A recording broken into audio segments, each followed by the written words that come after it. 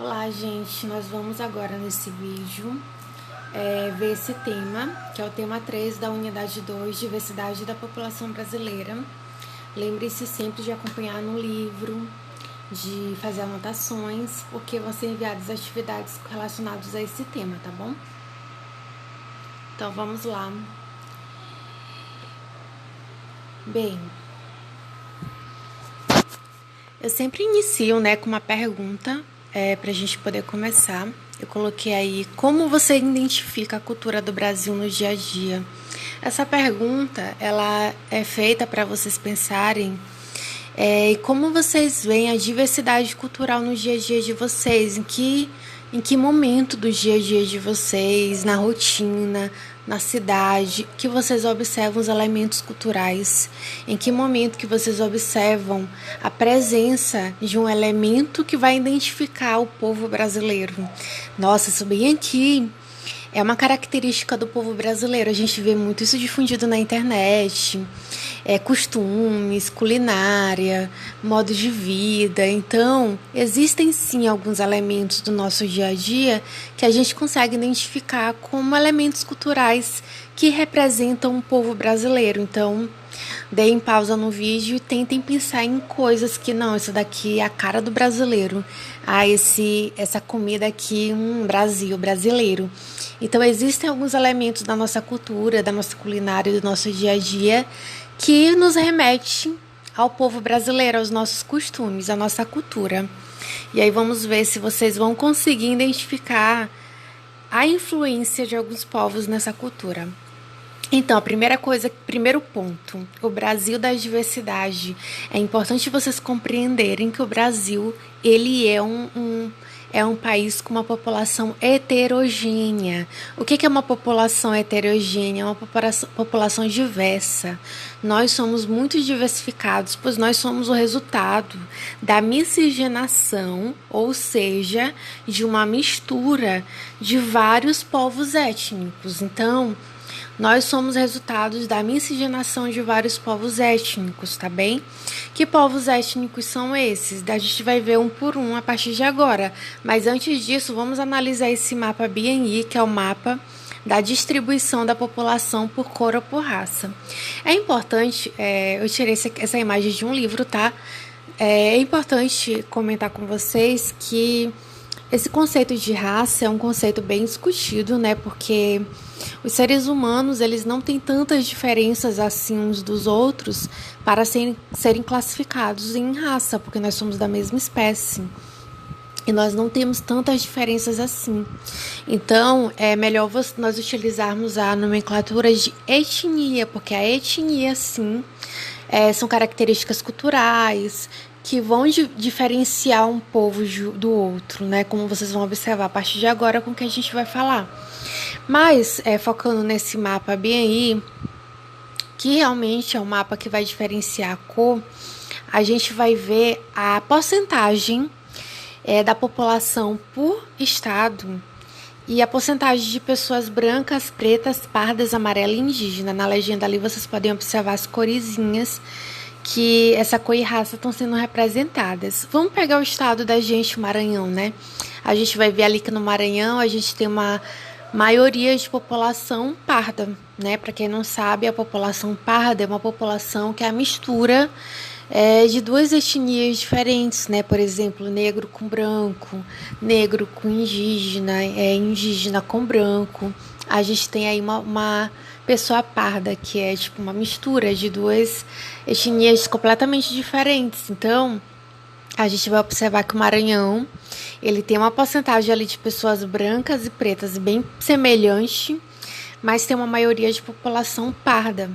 Então, a gente é um estado, na verdade, bem heterogêneo. E quando nós comparamos o Maranhão com, por exemplo, Rio Grande do Sul, a gente observa que no Rio Grande do Sul a gente vai ver uma população branca predominante, O que explica que um estado tem mais pessoas brancas e outro estado tem mais pessoas pretas? Olha, Amazonas é o único estado que tem aí uma população indígena relevante no mapa, que dá para observar aí uma quantidade relevante, né? A gente vai ver por que lá os indígenas estão nesse estado, por que não está ali no Rio de Janeiro, Minas Gerais, Bahia, por que tem maioria população parda e negra no Nordeste e população branca predominante na região Sudeste e Sul. Basicamente, nós vamos criar hipóteses do porquê que isso está acontecendo, porque que no nosso território não existe algo homogêneo. Mas é porque a gente vai observar que esses povos étnicos, eles historicamente, eles estão distribuídos de uma maneira irregular. Então, existe uma explicação para isso. Vamos aqui iniciar com o primeiro povo étnico que faz parte da matriz da população brasileira, a matriz étnica da população brasileira, ou seja, a base que causou a miscigenação da população brasileira. Faça as anotações, tá, gente? A gente viu que o Brasil é um país diversificado, a gente viu que no Nordeste tem uma maioria de população negra e parda, no Norte indígena e no Sudeste e no Sul branca. Agora nós vamos criar hipóteses do porquê que isso acontece e responder essas hipóteses. E nós vamos ver agora os 3 principais povos étnicos que contribuíram para a nossa matriz étnica, tá bem? Vamos começar pelos povos indígenas. Os povos indígenas, nesse primeiro gráficozinho aí, que é a figura 12, Brasil, distribuição da população indígena por região em 2010, nós vamos aí concluir que como é que está distribuído esses povos indígenas, porque para quem não sabe, nós temos aí as terras indígenas. O que são as terras indígenas?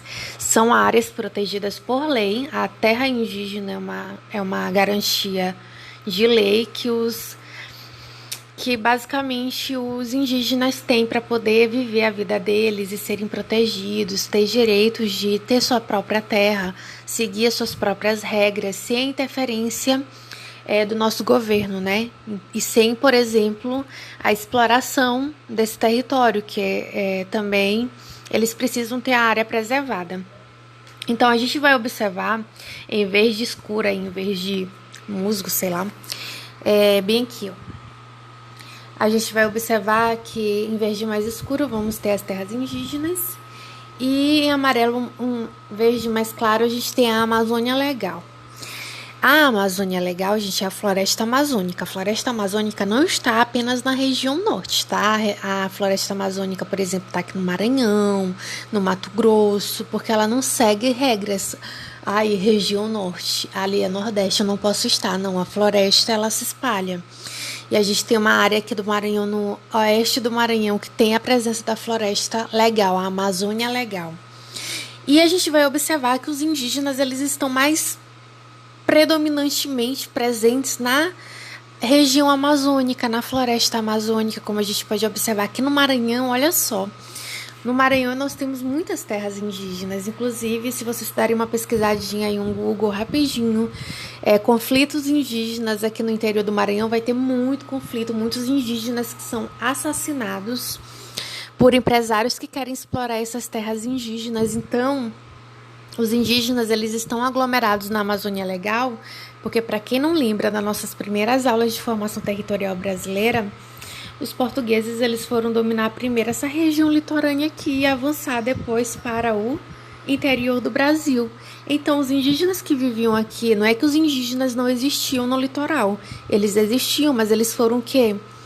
Completamente expropriados de suas terras, expulsos de suas terras pelos portugueses durante o período de formação territorial do Brasil. Por isso, a preocupação que nós deveríamos ter em garantir terras indígenas para o resquício da população indígena que existe, porque a gente vai observar que a população indígena diminuiu muito de 1500 para cá. 55% dos índios que vivem em terras indígenas estão na Amazônia, tá bem?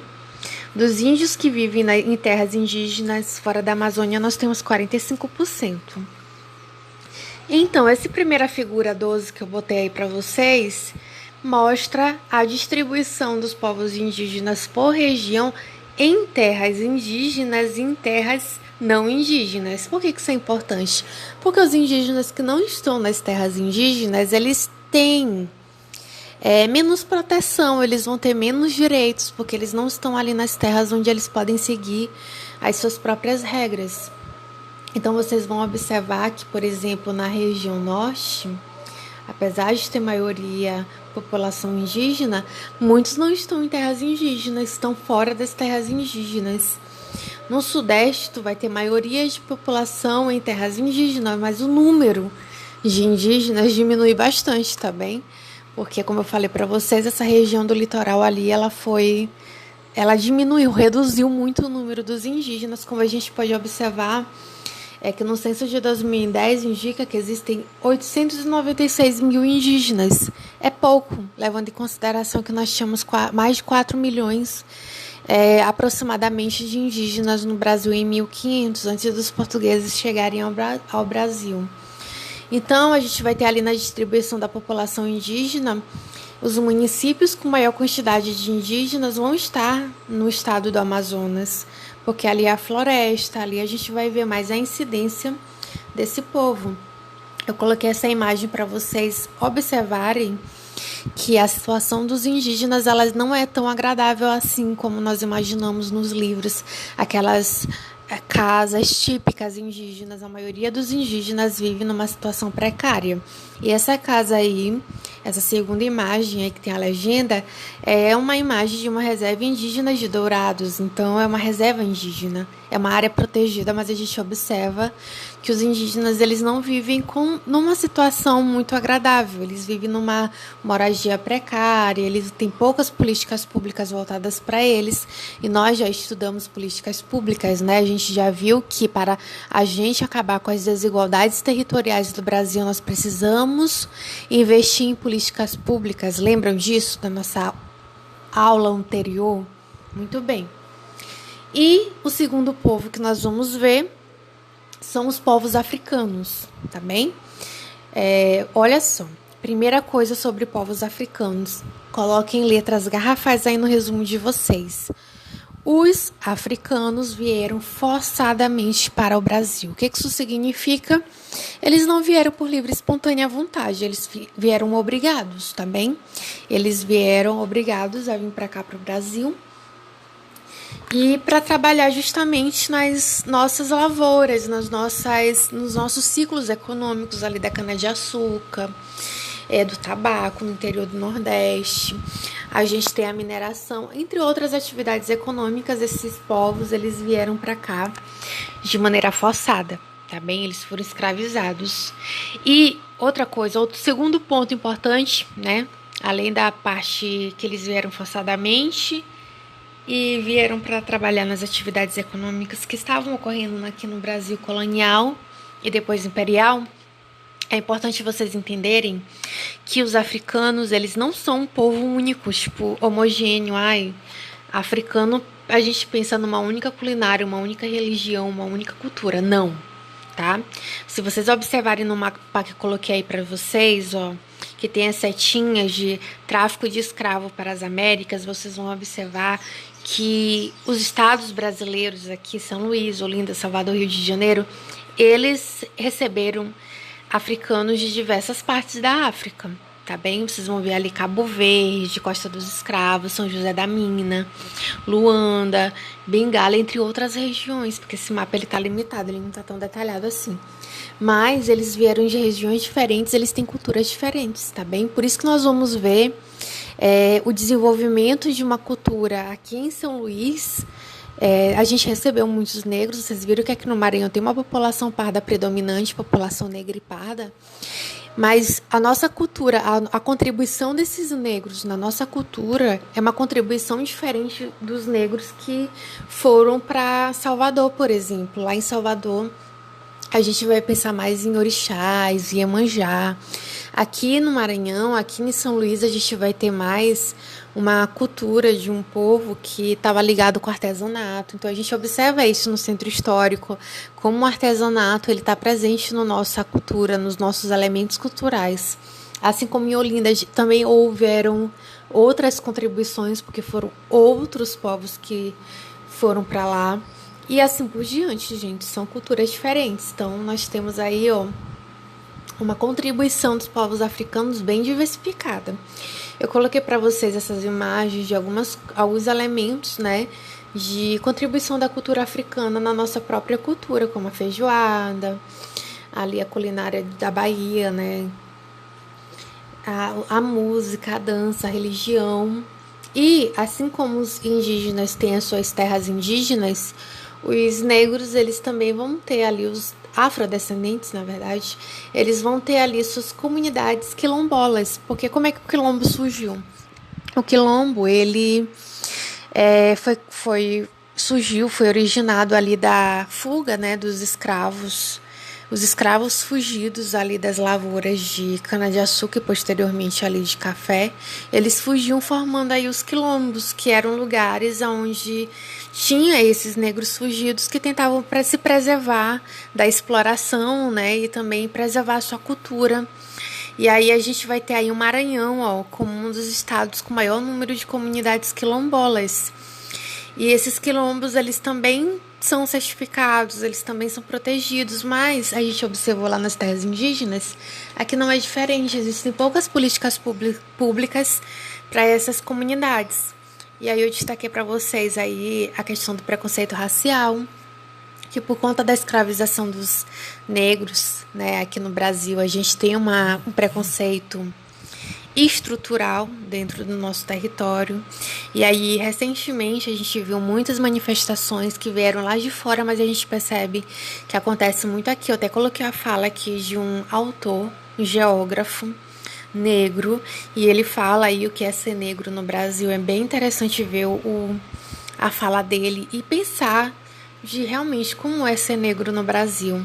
Então, nada melhor do que ouvir uma pessoa negra que enfrentou, né, todas as dificuldades e se tornou, apesar de tudo, um dos maiores geógrafos, não só do Brasil, tá, gente, mas do mundo todo.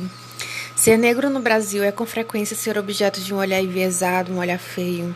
A chamada boa sociedade parece considerar que é um lugar predeterminado lá embaixo para os negros. Milton Santos, ele é geógrafo, é conhecido mundialmente. E, por fim, não menos importante, além dos portugueses que vieram para o Brasil ali desde 1500, lá no final do século XIX, com a libertação dos escravos, nós vamos ver que o Brasil vai começar a atrair vários imigrantes para cá para substituir a mão de obra escrava nas lavouras de café. E aí o Brasil começa a atrair pessoas principalmente da Europa, alemães, espanhóis, italianos. Coloquei a imagem para vocês aí de Terra Nostra, que é uma novela que conta um pouco sobre a vinda dos imigrantes italianos para cá, para o Brasil. E esses grupos, né, também tiveram sua contribuição. A gente vê muito no sul, lembra lá no mapa que eu coloquei para vocês anteriormente, de população branca no sudeste e no sul. Muitos italianos, alemães, espanhóis foram em direção ao sudeste e ao sul, porque lá tinha, além das lavouras de café estarem localizadas lá, e lá tinha um clima bem semelhante com o país de origem deles. Então, eles optaram, né, por naturalmente, né, se deslocar para essas localidades do sul e do sudeste do Brasil. Por isso que a gente tem aquele mapa onde tem uma população branca predominante ali nessa região. E aí, além dos europeus, né, a gente também vai ter aí a contribuição dos japoneses, que estavam fugindo de guerras lá no Japão. A gente vai também ter sírio-libaneses. No final do século XIX e início do século XX, nós vamos ver a contribuição aí de vários povos, tá? Eu coloquei aí para vocês o quantitativo de imigrantes aqui para o Brasil, italianos, portugueses, espanhóis, alemães em maior quantidade, para vocês terem uma noção da quantidade de pessoas que vieram para cá nesse período do final do século XIX, entre 1884, que é no século XIX, até 1933, que é o início do século XX. Aqui eu estou querendo mostrar para vocês que os imigrantes, eles dão uma contribuição não só na culinária, na dança, na música, mas também na arquitetura. Aqui no São Luís, ó, é a segunda imagem de São Luís, a gente tem aí a arquitetura que é influência, né, dos franceses e portugueses, com os azulejos, assim como na primeira figura ali nós temos os casarões coloniais, com contribuição de vários imigrantes portugueses, holandeses e franceses. Assim, Agora, eu quero que vocês anotem no caderno de vocês alguns conceitozinhos. O primeiro conceito que eu quero que vocês anotem é o seguinte: migração significa o quê? Deslocamento de pessoas, tá bem? Anotem, tá, gente? Migração é deslocamento de pessoas. Nós estávamos vendo os imigrantes e imigrantes. O que são imigrantes? Imigrantes, eles estão entrando, tá? É um macetezinho. Imigrantes são pessoas que estão se deslocando, entrando no país, entrando no estado, pode ser entrando no município. Se está entrando, se está chegando, bota aí, chegando, entrando. Se essa pessoa está chegando, ela é uma imigrante, porque ela está chegando. Agora, se ela está saindo do lugar de origem dela, por exemplo, Mateus está saindo de São Luís, saindo do Brasil, indo para o Canadá. Ele está emigrando, ele está saindo. Então, nós vamos ver nesse primeiro gráfico brasileiros residentes fora do país, ou seja, eles emigraram do país, eles saíram do país, entendeu? Eles estão indo, então eles estão saindo, então eles estão emigrando. Aí vocês vão ver que a maioria dos emigrantes brasileiros estão indo em direção aos Estados Unidos, tá bem? Em busca, provavelmente, de melhores oportunidades, porque nós temos ali uma imagem que os Estados Unidos é um país, assim, atrativamente para melhoria de vida, né? Em segundo, tem o Paraguai. Aí a gente tem, inclusive, no Paraguai, a presença dos brasiguaios, que é basicamente, né, brasileiros que se mudaram para o Paraguai. O que os brasileiros estão fazendo lá?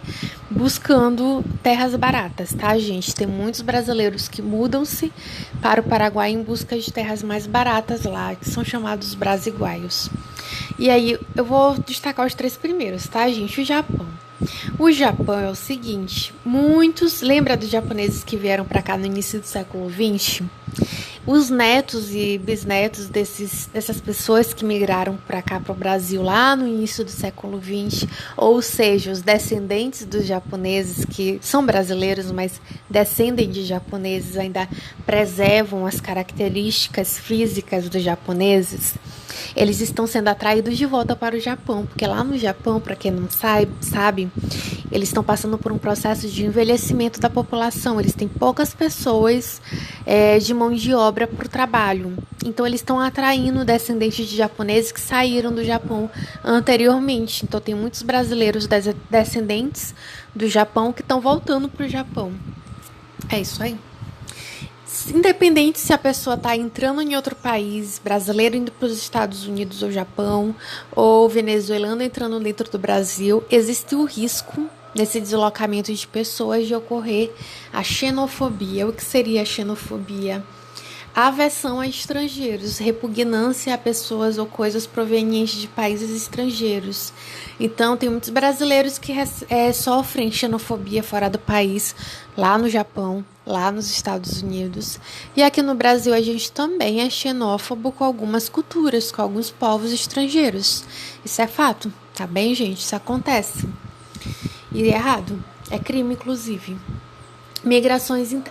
é legal até a gente contextualizar nesse período aí de coronavírus, né? Muitas pessoas, na verdade, praticaram xenofobia com asiáticos, porque associava os chineses como culpados pelo coronavírus. Isso é crime, é aversão, repugnância em relação a pessoas de estrangeiras, entendeu? Então, isso daí é xenofobia também. E outro conceitozinho para vocês anotarem no caderno de vocês, meus amores, coloquem aí. Migrações internas e externas. As migrações internas, elas são dentro do nosso território, tá bem? Migrações externas, elas são entre países. Nós estávamos vendo migrações externas. Africanos vindo para cá, para o Brasil, imigrantes europeus vindo para cá, japoneses vindo para cá. Então, é entre países, migrações externas, entre países. Agora, as migrações internas, elas são dentro do território. Eu coloquei aí para vocês esse mapinha para a gente ver como houve uma mudança, né, de dinâmica de deslocamento de pessoas dentro do território brasileiro. Primeiramente, aqui entre a década de 50 e a década de 70, a gente vai ter aí uma forte migração de pessoas saindo do Nordeste para o Sudeste, principalmente aqui entre 1950 e 1970, porque aqui em São Paulo, na região do Sudeste, vai ter muitas indústrias que vão atrair nordestinos que fogem ali da seca, da miséria, em busca de oportunidades ali nessa região do Sudeste. Tanto que a gente tem uma comunidade nordestina fortíssima ali em São Paulo. Só que na década de 70, outras regiões também vão se destacar. Por exemplo, a região Norte e a região Centro-Oeste, com a construção de Brasília na década de 60, a gente vai ver aí que o deslocamento populacional vai se espalhar também para o norte e para o centro do Brasil, não só para o sudeste. E sempre aqui a gente tem a presença de pessoas do sul do Brasil indo para outras regiões. Por quê? Porque eles vão buscar terras baratas. Lá no sul do Brasil, historicamente, eles têm ali como característica a produção agrícola, né, e pecuária. E as terras lá ficam bem caras, né, depois de um tempo. Então, eles buscam terras mais baratas em outras partes do Brasil. Por isso que vocês vão ver essa dinâmica. E, atualmente, a partir da década de 90, a gente vai ter aí... Esse mapinha não tá tão evidente, vou colocar o outro aqui, entre 2005 e 2010, a gente vai ter aqui uma forte migração de retorno. Coloquem aí, migração de retorno, 2 pontos, que são as pessoas voltando para a sua terra, principalmente nordestinos voltando para os seus estados, para os seus municípios, porque eles perceberam ali que São Paulo não está mais tão criando tantas oportunidades assim, e o Nordeste está sendo uma região que está se tornando uma região atrativa agora, a partir da década de 90. Então, a gente tem uma migração de retorno. Então, o deslocamento populacional interno se modificou muito. Isso aqui eu vou deixar para uma próxima aula para a gente poder separar bonitinho. A gente estava vendo ali a diversidade dos povos brasileiros e agora nós vamos ver no próximo vídeo povos e comunidades tradicionais.